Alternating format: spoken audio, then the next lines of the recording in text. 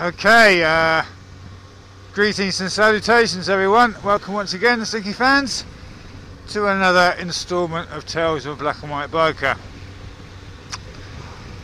Just heading off to work now. It's 4:30, so I've got it's not an overnight one, it's a late one now. Should be back about 3. So go and do battles with the ungrateful and the unwashed, and that's just the drivers. Passengers are far worse. As you can probably tell, I've been keeping a fairly low profile of late. After my last escapade, I've been trying to get back into the missus's good books, and yeah, it's not been easy. It's not been easy. Unfortunately, what I didn't help either is that I put it on Facebook, and obviously my good lady wife is there as well, and mutual friends have watched it and shared it, and I've had quite a few messages telling me what an idiot I am and how bad I am and you muppet and all the rest of it, and I should look after her and make her, treat her better, and you know the usual shit. So I've been a good boy though. I've actually sat downstairs with her while she's watching M&L Farm and Coronation Street and her soaps, and I haven't said a word and I don't take the piss out of them. You know, it's all true, you know, it's on TV. And we went shopping the other day, and I basically handed her my wallet.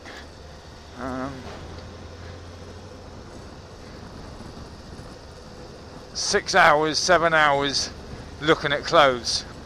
It wouldn't have been so bad, but it was nowhere near Ann Summers. Anyway, she bought herself another handbag, and I didn't say a word. What is it? I mean, whenever I buy something, it's like, what do you want one hand for? You've got one already.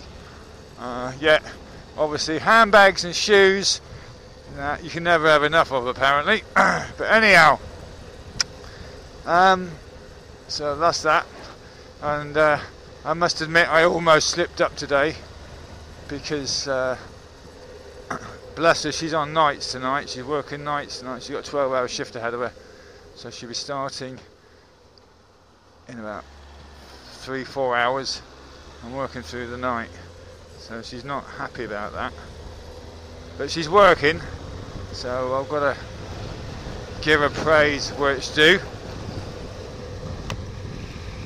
I was walking the devil dog, biker dog Smudge. Got back from his run, and first thing he does when he gets in the house, he goes straight back out in the back garden and goes up near the bike. Anyway, he started growling and barking and trying to dig under the shed, and what else he found? I thought he might have found a rat. But anyway, it turns out that he found himself a frog. So I picked the frog up out of his way and had it in my hands, and then my mischievous side kicked in, so I took it upstairs and put it in a bowl, upside down bowl in a bath. The idea being, once she gets up and has a shower, she lifts the bowl up and Froggy will jump out. But then I remembered, like, I'm already in the shit, so I better not do that. So I took it down and released it. So I'm learning. Also, this video, I want to say a really, really, really big thank you to all those of you that have subscribed to me. 56 so far. I'm stunned. I'm actually fucking gobsmacked. I cannot believe that 56 people find what I've got to say interesting. Well, yeah. Whether you watch it or not, watch my videos or not, it's beside the point, but somebody is, so I'm assuming it's you guys. I just do this as a hobby. As I said on one of my earlier videos, why do I vlog? I did a video why I do it. I'll put a link in the description. Well, I'll put a link up on the video so you can watch that. But thank you. I'm absolutely stunned. I'm also watching a lot of your videos, and yeah, there's a couple of that are really good. I'm really enjoying. Well, you all know I enjoy Delboy's Garage, but Learn to Ride is quite good. I quite like his videos, and the old Sexy Davina. I tell you what, I mean, you have no idea, my friend. We were sat in Victoria Coach Station after a pretty interesting ride into London. They shut all the roads off because of a cycle event there, so all us coach drivers were a bit pissed off and fed up and whatever. And anyway, I flashed this up and like they asked what I was watching, so 25 coach drivers all on their phones watching you taking the piss out of certain of us. So you might have gained a few more subscribers that way. I'm hoping so, because I tell you what, mate, your channel's quality. I actually love your channel. Also, Peachy's Place. I love watching you, mate, because part of it is that years ago I was on the rock myself. Although I was, as I said to you, I was busy getting laid, getting pissed, or trying to recover from a hangover. But it brings back lots of memories. I mean, every so often I see places that I recognise, and it's like, ooh! So I love watching that. And also, this is to the old fart on a motorbike. When he had a few berries the other night, keep it to yourself, he was waffling there. And obviously he works in a police call centre, so he gets he has to answer some stupid calls from time to time. Now, as you know, I work for a company, a bit like National Express, but we're blue.